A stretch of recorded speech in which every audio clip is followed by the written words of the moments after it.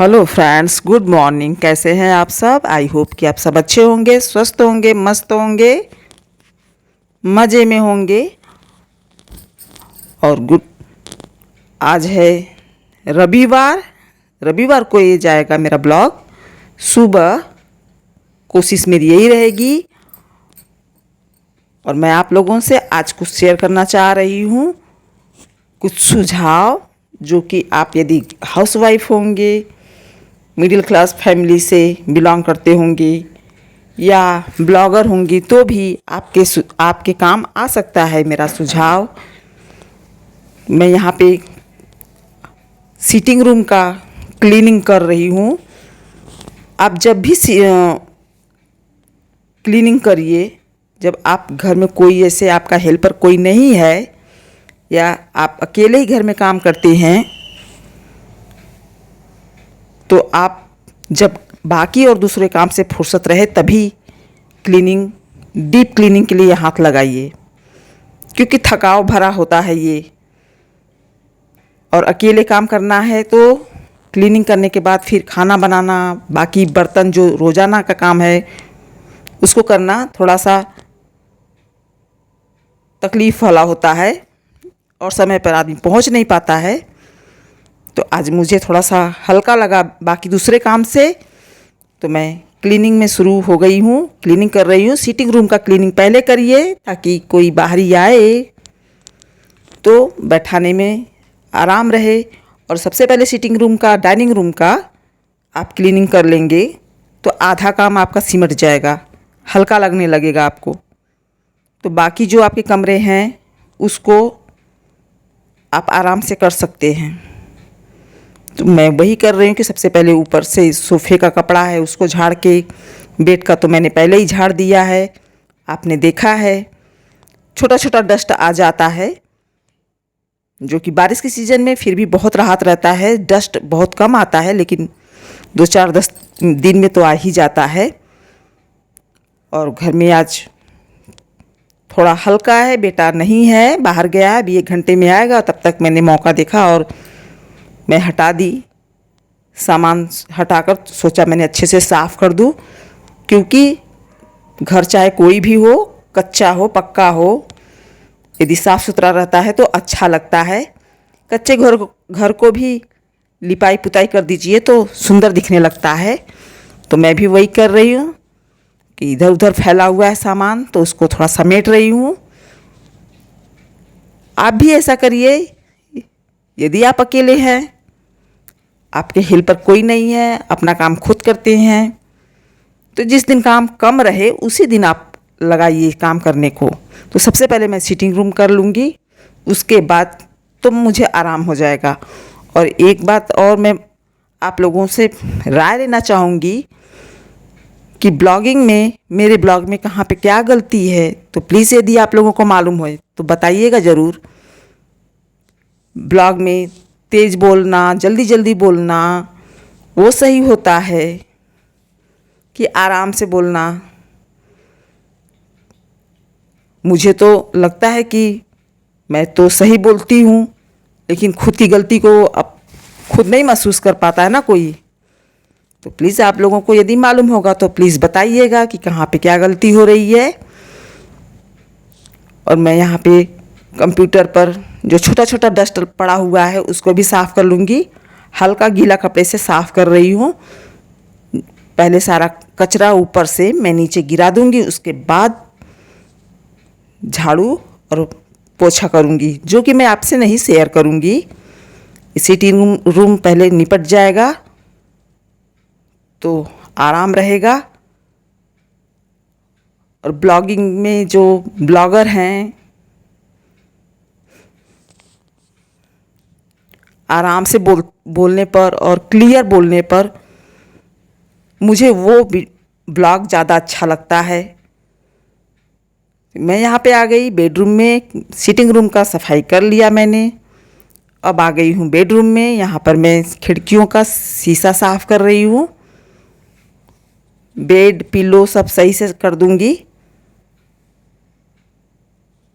क्योंकि जब मैंने सीटिंग रूम का साफ़ किया है तो वहाँ से तो आधा काम ख़त्म हो गया। हल्का हो गया। अब इस बीच कोई आता है तो उसमें बैठ सकता है, मुझे कोई टेंशन नहीं रहेगा। कभी भी क्लीनिंग शुरू करिए तो सबसे पहले जो सिटिंग रूम है उसका करिए, और किचन का जो है, यदि किचन करना है तो सिर्फ किचन का ही करिए। तो इससे क्या है कि जो अकेले रहने वाले हैं उनके ऊपर थोड़ा सा भार कम आता है, काम कम फैलेगा, थोड़ा शरीर पर भी बोझ कम आएगा, तकलीफ़ कम रहेगी। और हम लोग ब्लॉगिंग करते हैं तो समझ नहीं आता है कि कितना कहाँ पे गलतियाँ चल रही हैं। तो प्लीज़ आप लोग यदि वीडियो पर नए हैं तो सब्सक्राइब कर लीजिएगा और लाइक भी कर दीजिएगा, और कोई सुझाव होगा तो ज़रूर मुझे बताइएगा। यहाँ मैं टीवी के नीचे, बेडरूम में टीवी के नीचे डस्ट पड़ा हुआ है, वो सब 2-3 दिन में हो जाता है, तो मैं उसको साफ़ कर रही हूँ।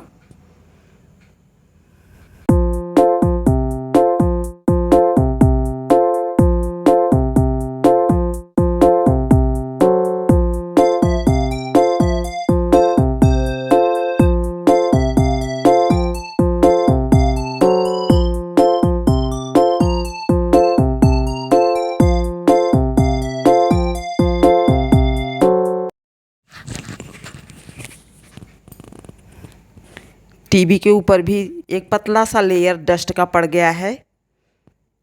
हल्का गीला कपड़े से मैं इसको सब पोंछ ले रही हूँ। धीरे धीरे जाला बनने लगता है, चाहे जितना साफ़ करिए। जिस घर में काम करने वाले ज़्यादा होते हैं, ख़ास तौर पे ये डिपार्टमेंट लेडीज़ का आता है, फीमेल ज़्यादा होती हैं, तो हाथों हाथ काम बँटता रहता है। लेकिन जो अकेला रहता है घर में, फीमेल, तो ये सब काम सिर्फ उसी के हिस्से में आता है। तो अपने सुविधा के हिसाब से मैं निपटाती हूँ, उसी तरह से आप भी निपटाइए। मैं इसको पेपर से शीशे को पोंछ ले रही हूँ। पहले तो मैंने पानी लगाकर इसको पोंछना शुरू किया कि पानी से साफ़ हो जाएगा, लेकिन मुझे कम लग रहा था, ठीक से साफ़ नहीं हो रहा था। तो मैं कॉलिन ला के इस पर स्प्रे किया मैंने, फिर ये अच्छा सा चमक गया। एक के बाद एक काम को करिए तो ज़्यादा अच्छा रहता है। और जिस दिन कोई घर में और दूसरा मेंबर कोई नहीं है घर का, घर में आप अकेले हैं या खाना नहीं बनाना है, वैसे टाइम में ये सब काम करना रहे, तब कुछ राहत रहती है, शरीर को थकान कम महसूस होती है, और ऐसे ही टाइम में इसको करना भी चाहिए।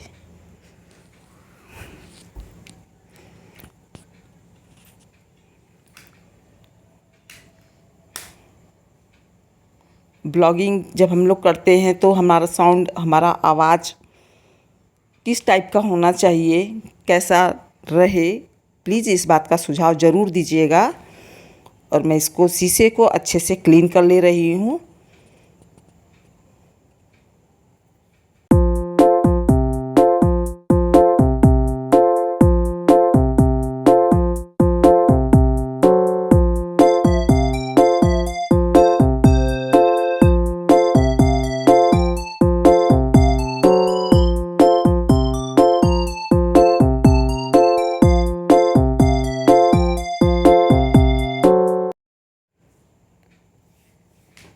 अब मैं बेड को भी साफ़ कर ले रही हूँ। इस पर थोड़े छोटे छोटे जो कण रहते हैं तो सब गिरा हुआ है। नीचे इसको झाड़ कर गिरा दूँगी, उसके बाद झाड़ू लगा लूँगी और पोछा लगा लूँगी, जो कि मैं आप लोगों से शेयर नहीं करूँगी।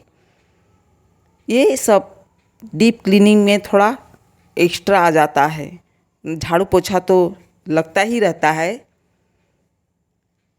लेकिन थोड़ा ये बढ़ जाता है काम।